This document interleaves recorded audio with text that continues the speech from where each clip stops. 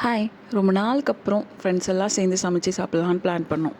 சரி, ஃப்ரெண்டோட வீட்டுக்கு தான் போனோம். அங்கே போயிட்டு நாங்கள் ஃபஸ்ட் பிளான் பண்ணது பிரியாணி செய்யலான்ட்டு. பட் அது கிரேவியாக மாறி கடைசியில் சாம்பாராக மாறிடுச்சு. அதுலேயும் ஒரு சொதப்பலான ஒரு விஷயம் என்னென்னு நான் சொல்கிறேன் அப்புறம் நைட் நாங்கள் எல்லாம் டியூட்டி முடிச்சுட்டு எல்லாம் முடிச்சுட்டு கிளம்புறதுக்கு 7 o'clock அப்படி ஆகிடுச்சு. போய் கிளம்பி எல்லாம் பண்ண ஸ்டார்ட் பண்ணிட்டோம். என்னத்துக்கு பிரியாணிக்கு ஸ்டார்ட் பண்ணிட்டோம் ஒர்க் பண்ணுறதுக்கு. பட் அப்புறம் சரி கிரேவி பண்ணிடலான்னு ஒரு திங்கிங். சரி கிரேவி பண்ணலாம், புதினாலாம் எடுத்துன்னு வந்து கட் பண்ணிலாம் வச்சிட்டோம். சரி அது வணக்கும் போது தான் கிரேவி வத்தாதுன்னு சொல்லிட்டு சாம்பாராக மாற்றிட்டோம். பட் சாம்பாருக்கு புதினா போடவே கூடாது. நாங்கள் புதினா வர போட்டு அது கடைசியில் பச்சை கலரில் இருந்துச்சு. அது சிக்கன் சாம்பார் நான் தான் பண்ணேன்.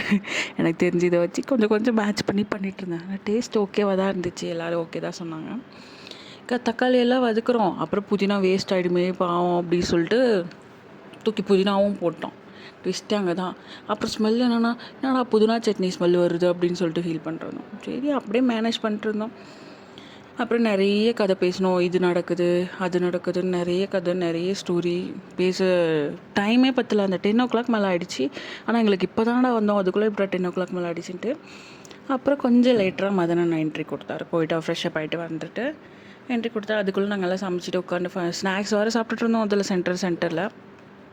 அப்புறம் எல்லாம் அரைச்சி பேஸ்ட் பண்ணி ஊற்றி சமைச்சி ஒரு வழியாக சிக்கன் சாம்பார் ஸ்மெல் வந்து அப்படி தான் எனக்கு கொஞ்சம் மனசு ஆறுதலாக இருந்துச்சு. ஏன்னா இது ஃபஸ்ட் டைம் சமைக்கிறேங்க. எங்கள் அம்மாட்ட கேட்டு யூடியூப்பில் பார்த்து எல்லாம் கொஞ்சம் பேர் தோசை வேணுன்றதில் அப்புறம் பக்கத்து வீட்டிலேருந்து கொஞ்சம் பிரியாணிலாம் கொடுத்தாங்க. அவளுக்கு எல்லாம் சாப்பிட்டு நிறைய பேச வேண்டியது இருந்தது. பேசிகிட்டே ஃபன் பண்ணிட்டு சிரித்து வயிறெல்லாம் வலிச்சிச்சு.